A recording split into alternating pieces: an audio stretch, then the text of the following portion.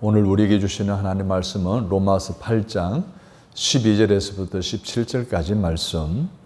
그러므로 형제들아 우리가 빚진 자로되 육신에게 져서 육신대로 살 것이 아니니라. 너에게 육신대로 살면 반드시 죽을 것이로되 영으로서 몸의 행실을 죽이면 살리니 무릇 하나님의 영으로 인도함을 받는 사람은 곧 하나님의 아들이라. 너희는 다시 무수하는 종의 영을 받지 아니하고 양자의 영을 받았으므로 우리가 아빠 아버지라고 부르짖느니라. 성령이 친히 우리의 영과 더불어 우리가 하나님의 자녀인 것을 증언하시나니 자녀이면 또한 상속자고 하나님의 상속자요 그리스도와 함께한 상속자니 우리가 그와 함께 영광을 받기 위하여 고난도 함께 받아야 할 것이니라. 아멘. 오늘 본문의 말씀을 가지고 하나님께 아빠, 아버지라고 불러보셨나요? 라는 제목으로 말씀을 들으려고 합니다. 아빠 소리는 가정에서 일상적으로 듣는 소리죠. 저도 어제 큰아들 강 목사가 집에 찾아와서 함께 지내면서 아빠라는 소리를 많이 들었습니다. 아빠라고 하면 어딘가 친근감이 있어 보이지요. 가깝다라고 하는 그러한 느낌이 뭉클 드는 것이 아빠라고 불러줄 때에 드는 감정입니다. 그래서 사람들은 부자간에 어떻게 호칭하느냐에 따라서 그 관계가 어느 정도인지를 가늠해 볼 수 있다라고 저는 그렇게 생각을 합니다. 일반적으로 어릴 때는 아빠 그러죠. 성장하거나 결혼을 하게 되면 아버지 또는 아버님이라고 이런 호칭을 바꾸는 그런 예전의 세대들이 있었습니다. 근데 요즘 MZ세대들은 그렇지 않죠. 결혼해도 아빠 그럽니다. 근데 사실 이 아빠라고 부르는 소리가 이게 어릴 때부터 몸에 와닿지 않으면 사실 부르기가 힘드는 호칭이면 틀림이 없습니다. 예를 들면 아버지 아빠 사이에 거리감이 있거나 좀 담이 쳐져 있는 듯한 그런 환경 속에 자라나거나 아빠의 손길에 닿지 않은 가운데 자라는 아이들은 아빠를 부를 때 그렇게 참 어색합니다.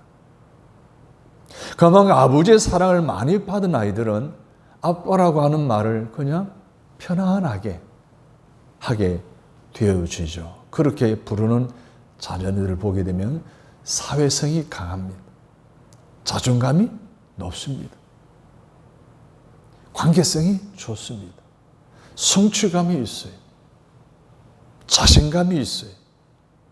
왠지 어릴 때부터 아빠의 사랑을 많이 받고 자라온 아이들의 일반적인 모습이라 해도 간이 알릴 정도로 아버지와 아빠의 관계가 참으로 중요하다라고 하는 것을 우리가 그렇게 호칭해서 느껴볼 수가 있습니다. 예로는 어떻습니까? 아버지로부터 많은 사랑을 받으며 성장했나요? 아버지의 손길에 많이 접촉을 했나요? 그러면 여전히 지금도 그 아버지에 대한 좋은 추억들이 기회를 만나거나 명절이 되면 새록새록 마음속에서 솟아나죠. 아빠의 기억이 그렇게 호감이 없는 경험을 가진 사람들은 그냥 쉽게 말하면 맹탕이죠. 감정이 없어요. 아름다운 추억이 없기 때문이죠. 여러분 신앙생활도 마찬가지인 것 같아요. 오늘 제목이 뭡니까? 하나님께 아빠, 아버지라고 불러보셨나요? 여러분 어떻습니까? 하나님은 두려움 대상입니까? 근엄하신 분으로만 여겨집니까? 아니면은 친근감, 친밀함, 그러한 관계로 하나님 아버지와의 신앙적인 관계를 맺고 있나요? 여러분 마라스무스라고 하는 병명을 들어보셨나요? 세계 2차 대전 당시에 프랑스의 한 고아원에서 일어난 사건입니다. 고아원인 아이들이 갑자기 시름시름 의욕도 상실하고 시력도 상실하고 아프다가 심지어는 죽어가는 아이들이 생겨나게 되었어요. 그래서 국제 어린이와 관련된 의사협의회에서 이것이 무슨 연유냐라고 해서 사람을 파견해서 그 원인을 찾아보겠습니다. 그 원인을 찾았는데 어렵지 않았어요. 처방을 내렸어요. 처방을 내렸더니 아이들이 금방 생기가 돋아나고 의욕이 생겨나고 식욕도 생겨나고 아이들이 생기가 돋아나며 건강하게 예전의 이상의 모습으로 살아가게 되었다는 거예요. 그 처방이 무엇이었을까요? 매 시간마다 10분씩 아이들을 안아주는 것이었어요. 접촉하는 거였어요. 사랑한다는 말, 격려해주고 칭찬해주고 따뜻하게 대해준 거예요. 뭐가 부족했어요? 접촉이 부족해서 생긴 병이라는 거예요. 사랑이 부족해서 생긴 병이라는 거예요. 근데 그래 처방한 대로 했더니 아이들이 금방 회복이 되어진 거예요. 사랑하는 여러분, 오늘 우리의 믿음의 생활 속에 정말 필요한 것이 있다면 사랑입니다. 여러분, 톨스토이의 단편 소설 사람은 무엇으로 사는가라는 그 책의 주제가 뭡니까? 사람은 무엇으로 사는가이지 않습니까? 거기에 대해 해답을 주잖아요. 무엇으로 산다고요? 사람은 사랑을 먹고 산다라는 것이 그 책의 주제예요. 여러분, 사람은 사랑을 먹으면 살아가는 존재예요. 그 사랑을 받는 아이들은 자존감도 강해지고요, 자신감도 있게 되고요, 주관이 뚜렷하고요, 리더십이 있게 되고요, 그런 성공적인 삶을 살아가는 그 대다수를 보게 되면 어릴 때 부모의 사랑을 많이 받아서 부모의 터치를 많이 받으며 자라는 아이들이라는 걸 우리 너무 잘 압니다. 신앙생활도 마찬가지. 사랑하는 여러분, 사람은 사랑을 먹고 사는 존재이기 때문에 사랑이 없으면 여러분 인생의 목표가 생기질 않아요. 누군가를 사랑하고 누군가의 사랑을 받을 때 생기가 돋아나고 활력이 솟아나는 그런 존재가 바로 오늘 우리 인간들이에요. 다 그렇다고 한다면 하나님과의 관계에 있어서의 사랑이라는 주제를 한번 접근해 보려고 합니다. 자, 그렇다면 우리가 예수 그리스도를 믿어서 신앙인이 되었다고 하는 것은 오늘 우리에게 어떤 의미가 있을까요? 나를 만드신 하나님, 나를 지으신 하나님께서 나를 사랑으로 접촉하시고 내 영혼에, 내 마음에 난 상처를 보듬으시며 만지시며 나를 치유하시는 경험하는 것이 바로 믿음이고 하나님께 대한 사랑의 고백이다라는 것입니다. 내가 예수를 믿는다? 신앙생활을 한다? 그러면 내가 하나님의 사랑을 받는다는 거예요. 하나님 나를, 내 마음의 상처를 치료해 주신다는 거예요. 이것을 경험하고 살아가는 거예요. 이걸 체험하며 살아가는 거예요. 이게 신앙생활이라는 거예요. 이 체험했다라고 고백하는 것이 믿음의 고백이 된다는 거예요. 자, 그렇다고 한다면 저와 여러분 진정한 신앙인인가요? 하나님의 사랑을 받으며 하나님의 손길의 터치를 받으며 내 마음의 상처, 내 삶의 무거운 짐을 벗겨주시는 그 은혜를 경험하며 살아가고 있느냐라는 것입니다. 오늘 본문에 나오는 주인공인 사도 바울은 그 은혜를 경험했어요. 12절을 보십시오. 그러므로 형제들을 우리 빚진 자로 돼 육신에게 져서 육신대로 살 것이 아니니라 라고 하면서 그 이후의 말씀에 하나님의 사랑을 받고 하나님의 은혜가 넘쳐난다는 사실을 사도 바울이 깨달은 후에 빚진 자의 심령이 되었어요. 빚진 자가 되었다는 거예요. 내가 너무나 많은 사랑을 받았는데 그 사랑을 이전에 빚을 졌으니 그 사랑을 갚아야 되겠다는 생각을 가지고 복음의 증거자로서 그 하나님의 사랑이 필요한 사람, 다시 말해서 마라스모스의 영적인 병이 걸려든 사람들을 찾아가 그들에게 하나님의 사랑이 너무너무 이렇게 놀라운 것이니 너희들 그 사랑을 받고 치료되어라, 회복되어라고 복음을 증언하면서 그 사랑을 나누는 삶을 살았다는 거예요. 그래서 오늘 그 사도 바울이 오늘 본문의 말씀을 통해서 하나님께로부터 받은 그 놀라운 사랑에 대한 그런 표현을 여러 가지로 하고 있습니다. 14절에 왜 하나님의 아들이라고 표현하고 있고요. 15절에서는 양자의 영을 받음으로 하나님을 아빠 아버지라 부를 수 있었다는 것, 16절에서는 하나님의 자녀라고 표현했고요. 17절에는 하나님의 상속자라는 표현을 통해 우리에게 자기가 하나님의 사랑을 받았고 지금 살아가고 사랑의 빚진 자로 지금 너희들에게 이 사랑을 전하고 있다라고 가르치고 있는 거예요. 사랑하는 이 시간에 하나님의 사랑은 놀라운 사랑을 받았다는 사실을 다시 한번 깨닫고 회복하신 은혜가 있게 되기를 주님의 이름으로 축복합니다. 아멘. 한번 더 묻겠습니다. 여러분 하나님의 사랑을 받고 있습니까? 아멘. 그럼 여러분 신앙인이에요. 믿음이 좋은 사람이에요. 믿음이 좋고 신앙이 깊은 사람일수록 하나님의 사랑을 늘 체험하고 경험한다는 사실을 고백하며 그 사랑이 너무 고마워서 다른 사람들 이 은혜 가운데 살아가기를 영적인 마르스모스의 병에서 치유받고 회복되어지기를 위해서 복음을 전하고 그들의 사랑을 전하는 삶을 살아가는 그런 신앙인이 되어진다는 것입니다. 그렇게 되기를 다시 한 번 더 주님의 이름으로 축복합니다. 아멘. 그리고 우리가 예수를 믿은 후에 성령을 받았다고 했을 때, 즉 하나님의 영을 받았다고 했을 때 하나님께서 구체적으로 우리에게 하신 일이 무엇일까요? 내가 성령을 받았어요. 그러면 그 성령께서 내 안에서 하신 일이 뭐냐는 거예요. 15절 말씀을 보십시오. 너희는 다시 무수하는 종의 영을 받지 아니하고 양자의 영을 받았으므로 우리가 아빠 아버지라고 부르짖느니라. 양자의 영, 성령이 내 안에 임하심을 통해서 내가 하나님을 뭐라고 부른다고요? 아빠, 아버지 라고 부른다는 거예요. 할렐루야. 성령님 우리 가운데 오셔서 하시는 일이 바로 그 일이라는 거예요. 내가 여전히 하나님을 두려움의 대상으로 생각한다면 내 안에 성령님이 임했다 안 임했다? 안 임했다는 거죠.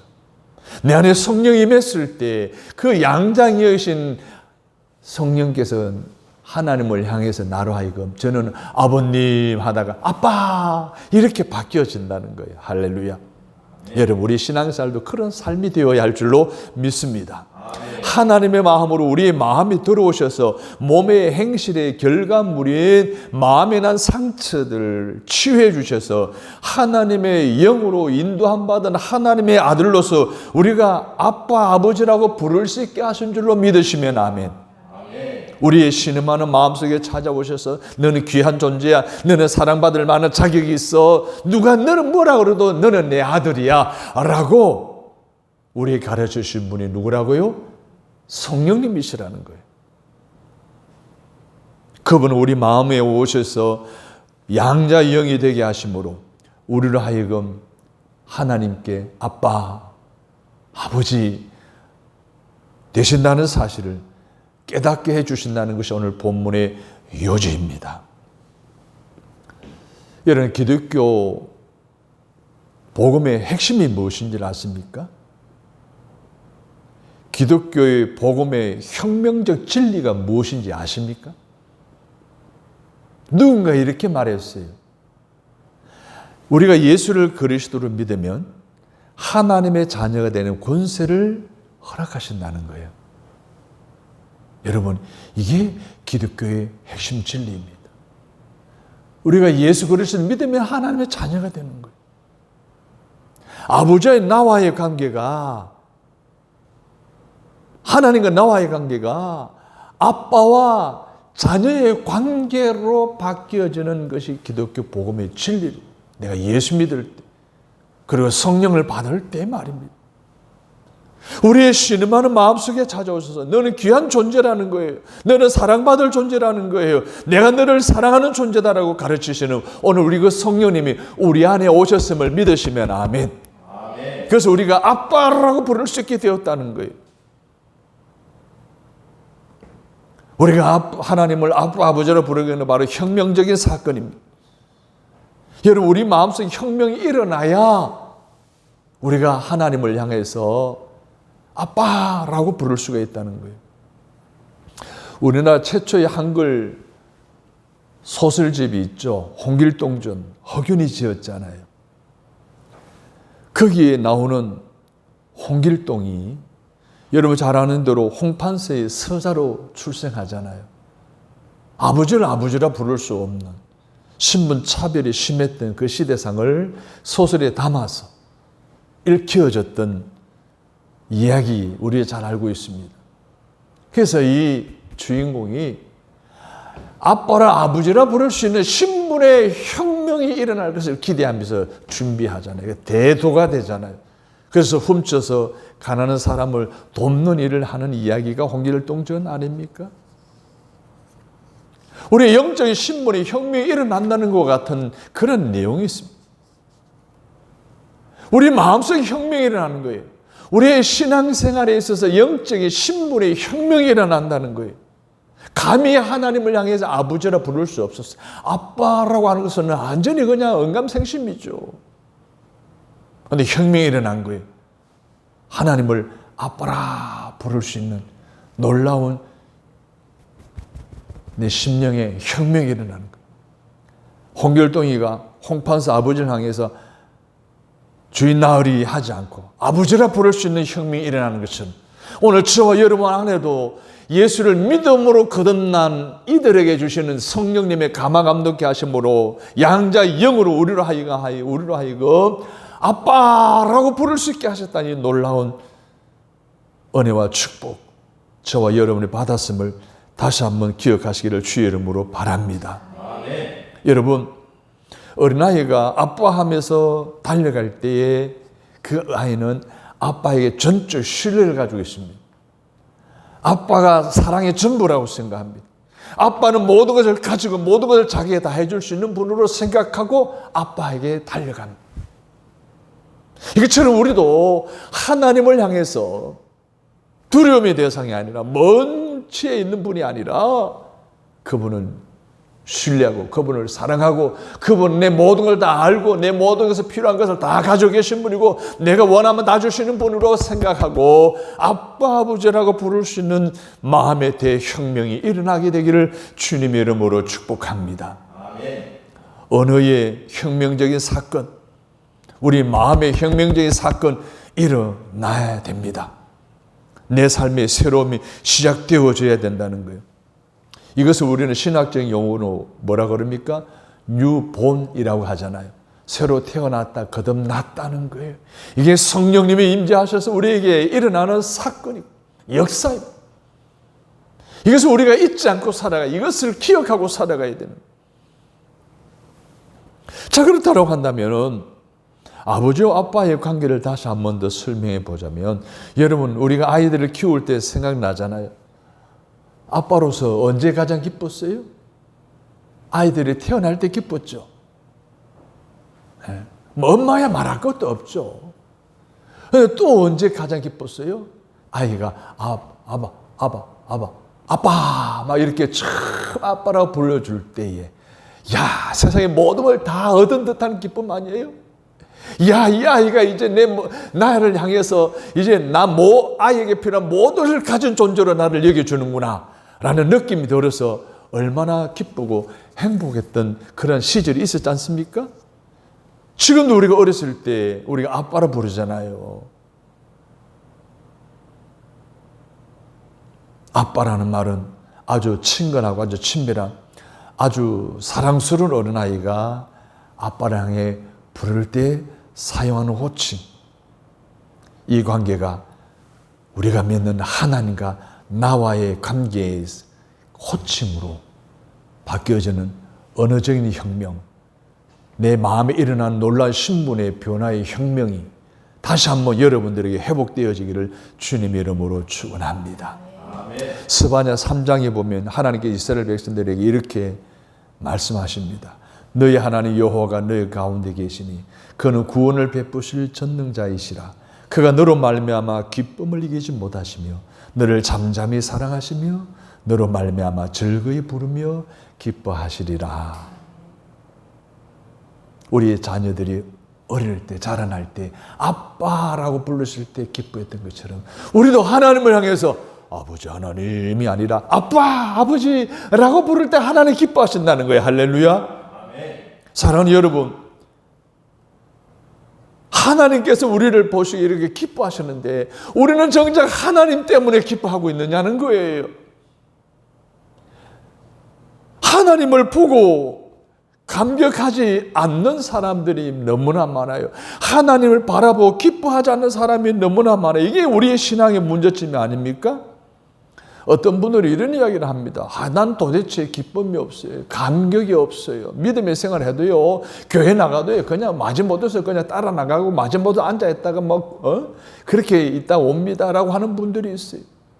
감동이 없다는 거예요. 감사가 없다는 거예요. 그냥 믿는다는 거예요. 그냥 다람쥐 쳇바퀴 돌듯이 그냥 교회 갔다 앉았다 집에 오고 이게 하나의 업무라고 생각하고 신앙생활을 한다는 거예요. 여러분, 이런 신앙인들 얼마나 많은 줄 아십니까? 일명 교인들 말입니다. 성도가 아니라, 신자가 아니라, 크리스찬이 아니라, 하나님의 자녀가 아니라 그냥 교인의 사람으로 그런 신앙의 모습으로 살아가는 사람들이 너무나 많습니다. 그럼 왜 이러한 신앙의 수준에 머물러 있을까요? 습관적으로 믿었기 때문에, 신앙적인 매너리즘에 빠져 있기 때문에 바로 그렇게 살아갑니다. 하나님이 내게 주시는 기쁨, 감격이 없어요. 감사하는 마음에 감동이 없어요. 그냥 건무히 건조하게 살아갑니다. 또 하나 이유가 있어요. 우리가 하나님 앞에 거룩성을 가지고 살아가기보다는 너무 빨리 하나님께 주시는 용서와 사랑의恩寵을 받아 누려 있어요. 고마움을 모르는 거예요. 값싼 은혜, 값싼 축복, 여기에 그냥 만족하며 살아가기 때문에 그래요. 여러분, 아파 본 사람의 건강의 소중함을 알잖아요. 예. 자유를 잃어버려야 자유의 소중함을 알잖아요. 신앙생활도 마찬가지예요. 오늘 12절에 13절의 말씀처럼 하나님의 영에 붙잡혀 육신대로 살았다는 것, 육신대로 살면 자기가 과거에 사탄에게 억눌려 두려움 속에 있었다는 것, 그것이 파멸의 자리였다는 것, 자기가 하나님 앞에 가며 살 수 없는 죄인이었다는 것, 이 사실을 깨달을 때 하나님께서 우리에게 주신恩寵이 그렇게 감격스럽고 그렇게 귀하게 느껴진다는 것인데, 오늘 우리는 그렇지를 못하는데 우리 신앙계에 문제가 있습니다. 왜? 값싼 은혜 가운데 살아가기 때문에 그래요. 여러분, 은혜가 값쌉니까? 여러분, 은혜는 값비쌉니다. 하나님의 하나밖에 없는 아들을 십자가 달려 죽게 만들므로 오늘 우리의 그 피로 값주고 사신 하나님의 은혜가 값싼 은혜입니까? 아닙니다. 십자가의 고통을 감내하며 견디므로 우리 모든 죄 문제를 해결해 주셨기 때문에 값싼 은혜가 아니라 값비싼 은혜인 줄로 믿으시기를 바랍니다. 그런 값비싼 은혜에 감격한 사람은 하나님을 아버님, 아버지 아니라 아빠라고 부를 수 있는 줄로 믿습니다. 그 은혜 속에 살아가기 때문에, 그 은혜에 젖어 살아가기 때문에, 그 은혜로 살아가는 저들이 하나님에 대해 감사와 감격이 넘치기 때문에 마치 어린아이들이 아빠가 선물을 주면 아빠 하고 달려가듯이 말입니다. 우리도 또한 하나님 때문에 기뻐하고 하나님 우리 때문에 기뻐하는 그런 아빠의 호칭 관계가 회복되어질 때 우리 신앙생활도 회복되어지고 우리 신앙생활에 감격이 있고 기쁨이 있고 간증이 있고 그 신앙의 삶을 통해 우리의 삶에는 하늘의 은혜가 강같이 흘러 우리의 하는 발걸음 닿는 곳곳마다, 손길에 닿는 곳곳마다, 눈길에 닿는 곳곳마다, 입술에 입김이 닿는 곳곳마다 흘러 들어가 그곳이 천국이 되고 내 마음이 천국이 되고 그 모든 사람들 함께 천국을 누리게 되는 축복의 통로가 되어질 줄은 믿습니다. 오늘 우리에게서 이것이 막혀 있으니까 나를 통하는 그런 축복이 흘러가지 않는 거예요. 이 관계가 회복되어져요. 따라서 합시다. 아빠.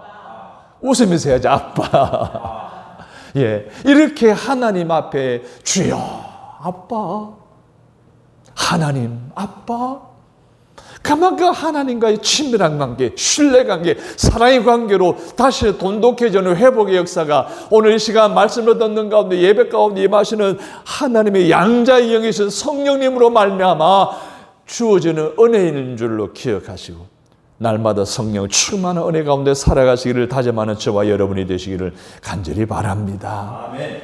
성령의 도우심으로 이 사실을 깨달으시고 이제부터는 몸의 행실을 죽이시고 하나님을 아빠라 부르며 예수 믿는 기쁨을 마음껏 누리시기를 주님의 이름으로 축복합니다. 아멘. 그런데 여기서 우리가 중요한 것이 있어요. 주의할 것이 있어요. 우리가 그러면은 누가 가장 싫어할까요? 사탄이 싫어하겠죠. 방해꾼이 있습니다. 시기 질투하는 이가 생긴다는 거예요. 그게 마귀입니다. 그게 사탄이에요.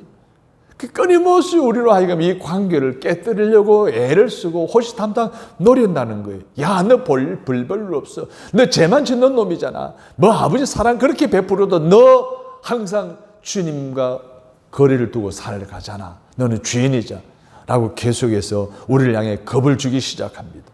그리고 하나님 앞에 나아가지 못하도록 하나님께로부터 도망가게 하고 멀리 떨어져 살게 하고 하는 것이 사탄이 하는 짓이에요. 그리고 하나님께 대한 우리의 잘못된 생각을 심어주려고 호시탐탐 우리 마음속에 생각 속에 들어옵니다. 하나님 어떤 분입니까? 매일매일 채찍을 들고 찾아와서 잘못할 때마다 해초리를 때리는 하나님으로 인식하게 만드는 거예요. 잔인하신 하나님, 심판하시는 하나님, 공포의 하나님, 우리를 사랑하지 않는 하나님으로 만드는 사탄의 유혹을 극복해내셔야 됩니다. 사탄의 유혹을 잘라내야 합니다. 이 사탄이 끊임없이 노력해오는 거예요. 끊임없이 호시탐탐 노려오는 거예요. 이 사탄을 끊어내야 됩니다. 사탄을 물리쳐야 됩니다.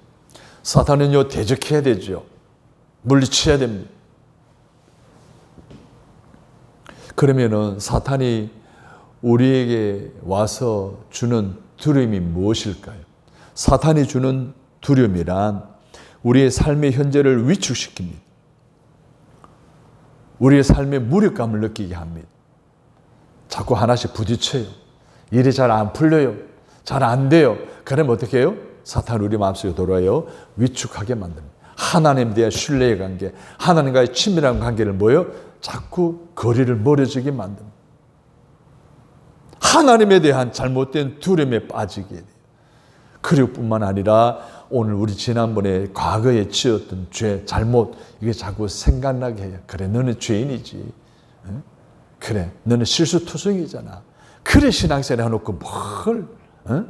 하나님과 더 가까워지려고, 뭐 하나님 아빠라 불러? 야, 택도 없다, 너. 자꾸 이렇게 멀어지고 만들면 자꾸 두려움을 넘치게 만듭니다. 사랑 여러분, 우리를 하여금 후회하게 하고, 실망하게 하고, 분노하게 하고, 과거에서부터 나를 탈출하지 못하도록 끊임없이 나를 붙들어 매는 이 사탄의 모든 세력과 유혹을 끊을 수 있기를 주님의 이름으로 바랍니다. 아멘. 여러분, 이 사탄의 유혹해옴을 끊지 않으면 우리는 항상 두려움에 휩싸이게 됩니다. 공포에 묶여있게 됩니다. 용기를 우리에게서 다 빼앗아갑니다. 자신감을 우리에게 다 빼앗아갑니다. 그렇게 되면 성숙이 끝나버립니다. 쇠퇴하게 됩니다. 사랑하는 여러분, 이미 우리가 기억해야 될 것이 있습니다. 사탄이 우리에게 주는 두려움은 이미 예수 그리스도의 믿음으로 끊어진 줄로 믿으시면 아멘. 아멘. 여러분, 사탄에 대한 두려움은 예수 그리스도께서 우리를 위해 십자가에 달려 돌아가셨다는 사실을 믿음으로 이미 종결되어진 줄로 믿습니다. 하나님께서 죄로부터 자유하게 된 우리에게 성령을 부어주셔서 양자의 영을 받게 하신 줄로 믿습니다. 그 양자의 영이신 하나님 본문의 사도 바울을 통해 말씀하십니다. 우리로 하여금 하나님을 아빠, 아버지라고 두려움의 대상이었던 하나님을 신뢰의 대상, 친밀한 대상, 사랑의 대상으로 바뀌어지게 하셨다는 확신을 가지시기를 주님의 이름으로 축원합니다. 그래서 이제부터는 하나님을 향하여 아빠라 부르십시오. 아빠, 아버지라고 부르십시오. 다시 신뢰관계가 회복되어지기를 바랍니다. 친밀한 관계가 회복되어지기를 바랍니다. 십자가 사랑의 관계가 회복되어지기를 주님의 이름으로 축원합니다. 그럴 때 우리가 하나님을 아빠, 아버지로 부를 때 하나님께서는 우리의 가까이 계시는 줄로 믿습니다. 가까이 계신 하나님 우리를 도와주고 싶어 하시는 줄로 믿습니다. 우리를 보면서 기뻐하시는 줄로 믿습니다. 끊임없이 하나님의 축복의 자리로, 은혜의 자리로 우리를 초청하시는 줄로 믿으시면 아멘. 요한일서 4장 18절에는 이런 말씀하셨어요. 사랑 안에 두려움이 없고 온전한 사랑의 두려움을 내쫓나니 두려움에는 형벌이 있습니다. 두려워하는 자는 사랑 안에서 온전히 이루지 못하였느니라. 하나님께서 상처나 우리의 마음을 쓰다듬으시면서 너는 내 사랑하는 아들이다, 너는 내 사랑하는 딸이라고 하시는 하나님의 사랑을 받고 두려움을 내어 쫓는 저와 여러분 되시기를 간절히 바랍니다. 아멘. 여러분, 하나 질문할게요. 여러분 언제 예수 믿으면서 언제 기쁨이 큽니까? 이리 물으면 일반적으로 다들 기도 응답 받았을 때, 가정이 평안할 때, 건강해졌을 때, 그래 가장 기뻐한다라고 이렇게 일반적으로 다 이야기해요. 우리 분명히 알아야 될 것은 이 호칭의 관계 속에서 우리가 집중을 다시 한 번 더 생각해 본다면 예수 믿는 것이 언제 즐거워진다는 것입니까? 하나님을 향해서 우리가 아빠, 아버지라고 호칭할 수 있을 때인 줄로 믿습니다. 그러므로 예수 그리스도 믿으면 오늘 우리가 너무 어시되면 안 돼요. 너무 폼나게 믿으려고 막 근엄하게 거룩하게 아니에요. 폼생 폼사 하는 사람들 있잖아요. 처음부터 끝까지 폼으로 사는 사람들이 있어요. 신앙생활을 그렇게 하는 거 아니에요. 신앙생활은 어린아이처럼 하는 거예요. 할렐루야. 폼 잡는 거 다 내려놓는 거예요. 뭐인 채 하는 거 다 내려놓는 거예요. 그냥 어린아이가 되는 거예요. 그냥 아빠라고 하는 거예요. 그게 무슨 격이 필요합니까? 그게 무슨 체면이 필요합니까? 그게 무슨 처신이 필요합니까? 그냥 아빠라고 달려가면 되는 거예요. 우리는 영원한 어린아이인 줄로 믿으시면 아멘. 하나님을 향해서 아버지 아빠라고 어린아이가 그냥 달려가서 매달리듯이 하면 그것을 우리 하나님께서 우리를 바라보시고 가장 기뻐하시는 것이고 우리 또한 가장 큰 기쁨이 우리 안에 임하게 되는 계기가 되어진다는 사실을 믿으시기를 주님의 이름으로 바랍니다. 아멘.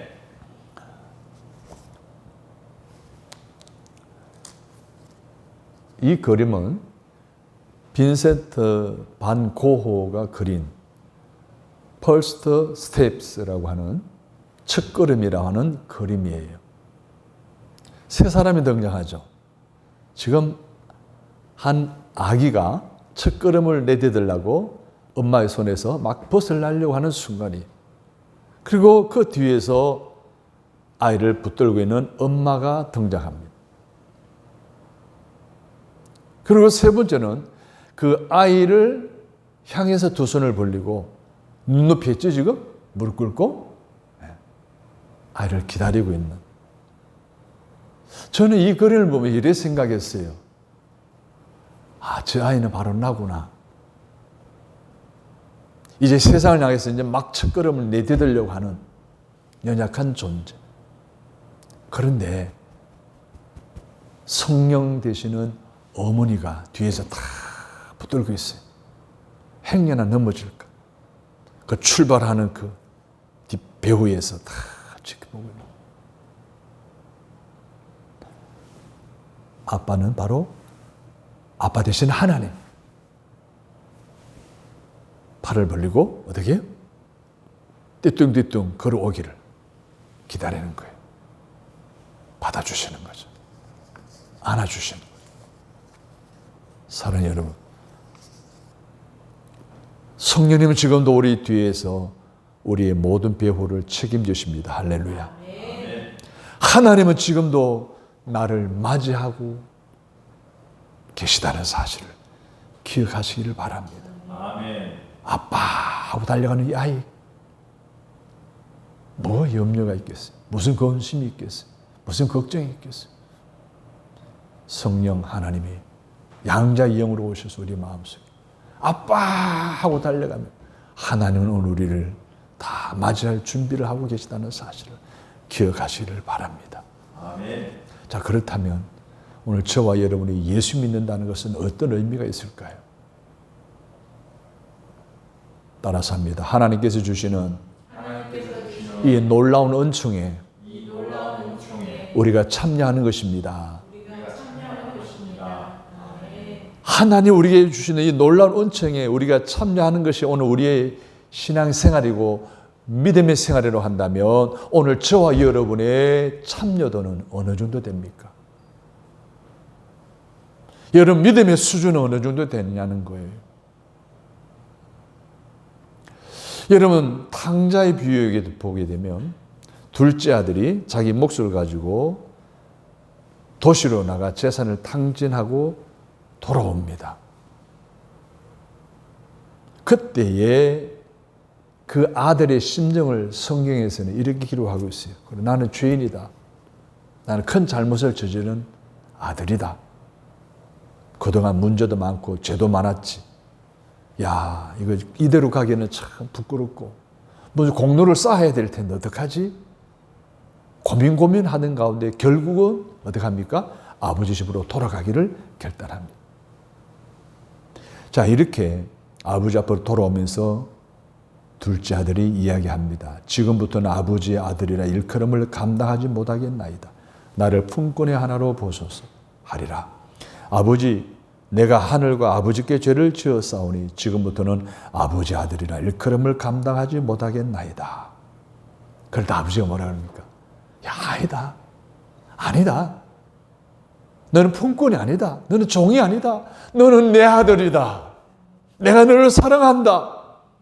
라고 하며 옆에 있는 종들에게 이렇게 이야기합니다. 제일 좋은 옷을 가져다가 입혀라. 손에 가락지를 끼워라. 발에 새신을 신기라. 그리고 살진 송아지를 끌어다가 잡아라. 그래서 우리가 함께 축제를 벌이자. 바로 내 아들을 잃어버렸다가 이제 내 아들을 찾았노라. 할렐루야. 아멘. 사랑하는 여러분, 살아가다 보면 지치고 낭망하고 실패하고 쓰러지고 하나님을 떠나는 경우도 종종 있지 않습니까? 그럴 때 사단이 주는 죄의식에 사로잡히는 것이 아니라 성령께서 주시는 양자의 영으로서 아빠라고 호칭할 수 있는 놀라운 사랑의 관계가 아직도 유효하다는 사실을 깨달으시고 아버지께로 돌아오시는 저와 여러분 되시기를 바랍니다. 과거에 어떤 잘못을 했어도 어떤 죄를 지었어도 어떤 못난 일이 있었어도 과거에 내가 아무리 많은 상처가 있었어도 하나님을 아빠 아버지라고 부를 수 있는 여러분은 이 모든 문제를 가지고 주님 앞으로 나와서 다 용서받아야 되고 더 이상 세상적인 육적인 관계와 단절해야 할 줄로 믿습니다. 이제 우리는 더 이상 종이 아닙니다. 더 이상 품꾼이 아닙니다. 우리는 더 이상 두려움에 빠져있는 사람이 아니라 하나님께서 사랑하시고 복을 주시고 우리를 보시며 기뻐하시는 하나님의 아들이요 하나님의 딸인 줄로 믿습니다. 14절을 보십시오. 시작. 무릇 하나님의 영으로 인도함을 받는 사람은 곧 하나님의 아들이라. 여러분 하나님의 아들임을 믿습니까? 이 사실을 하나님께서 우리에게 이렇게 확정해 주셨어요. 16절을 보십시오. 시작. 성령이 친히 우리의 영과 더불어 우리가 하나님의 자녀인 것을 증언하시나니. 할렐루야. 성령, 하나님의 영인 성령께서 우리가 하나님의 자녀임을 감히 아빠라고 부를 수 있는 자격을 갖춘 자임을 확정해 주신 줄로 믿습니다. 그 일을 위해서 누가? 성령께서 성령을 우리 마음속에 부어주셨다라고 해서 15절 보십시오. 시작. 너희는 다시 무서워하는 종의 영을 받지 아니하고 양자의 영을 받았으므로 우리가 아빠 아버지라고 부르짖노니라. 할렐루야. 그래서 너는 내 아들이라 너는 내 딸이라 라고 하시는 하나님 아버지의 품 안에 그냥 안기시기를 바랍니다.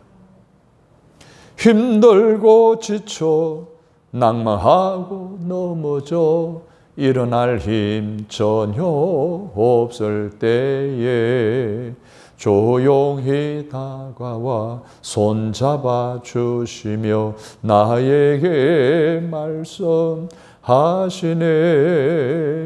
나에게 실망하며 내 자신 연약해 고통 속에 눈물 흘릴 때에 못자국 난 그 손길 눈물 닦아 주시며 나에게 말씀하시네. 너는 내 아들이라 오늘날 내가 너를 놔두다. 너는 내 아들이라 나의 사랑하는 내 아들이라. 너는 내 아들이라 오늘날 내가 너를 놔두다. 너는 내 아들이라 나의 사랑하는 내 아들이라. 할렐루야. 이 찬양 가사를 지시간 하나님이 내게 주시는 음성을 받아들일 수 있다면 하나님의 여기신 성령님이 오늘 우리에게 주시는 그 마음으로 하나님을 향하여 아빠, 아버지라고 부를 수 있는 회복의 은혜가 여러분에게 일어나게 되기를 주님 이름으로 축복합니다. 그 만약 그렇게 할 수 있다면 저와 여러분의 마음에 다시 한번 혁명이 일어난 줄로 믿습니다. 언어적인 혁명이에요. 신분적인 혁명이 일어난 거예요. 우리의 하나님에 대한 대전환이 일어난 것이 바로 이 아빠, 아버지 하나님에 대한 우리의 신앙 고백인 줄로 믿습니다. 이런 복을 하나님 우리에게 주신 줄로 믿습니다. 하나님은 누구시라고요? 아빠이십니다. 누가 그렇게 하셨다고요? 성령님 우리 안에 오셔서 양자이형으로 오셔서 우리 안에서 대혁명이 대전환이 일어나게 하심으로 아빠, 아버지라고 감히 부를 수 있게 하신 줄로 믿습니다. 이 시간 성령께서 우리 가운데 대혁명을 일으키셔서 두려움의 대상인 하나님을 사랑의 대상, 친밀한 대상, 신뢰의 대상의 하나님으로 바뀌어주신 이 놀라운 은혜 가운데 살아가는 저와 여러분이 다 되시기를 주님의 이름으로 축복합니다. 하나님 아버지 감사합니다. 저희가 예수 그리스도를 믿고 하나님을 믿는다고 하면서도 때로는 의부자식처럼 때로는 종처럼 믿을 때가 너무로 많았음을 고백하오니 용서하여 주시옵소서. 저희 모든 죄악을 용서하시며 저희를 친히 아들과 딸로 삼으신 하나님을 보고 기쁨으로 신앙생활하는 하나님의 귀한 자녀들이 다 되게 하여 주옵소서. 아빠, 아버지라고 부르는 놀라운 회복의 은혜가 오늘 우리 가운데 다시 한번 허락해 주신 하나님을 찬양하오며 예수님의 이름으로 기도드립니다. 아멘.